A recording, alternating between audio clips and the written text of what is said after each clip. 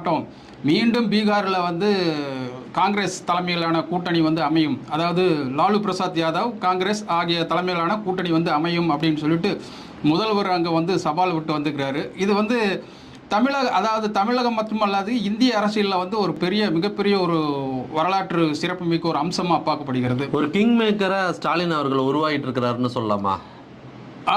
அதாவது வந்து என்றைக்குமே வந்து ஒரு ஹிந்தி, அதாவது இப்போ இருக்கிற பிஜேபி ஆர்எஸ்எஸ் வந்து எல்லாத்துலேயுமே பேப்பர் மூலமாக அதாவது இடி ஐடி இது மூலமாக வந்து அடக்கி ஆள்வாங்க. அதுக்கெல்லாம் திமிரி எழுந்து கொண்டு என்னை நீ எதுவுமே செய்ய முடியாது, நான் இப்படித்தான், முன்னால் நீ முடிஞ்சு பார்த்துக்கோ அப்படின்னு சொல்லிட்டு அரசியல் அரங்கில் எதுக்குமே எதிர்கொண்டு நிற்கிற 2 தலைவர்கள் இப்போது இருக்கிறாங்க, ராகுல் காந்தி அண்டு மு.க. ஸ்டாலின் அவர்கள்.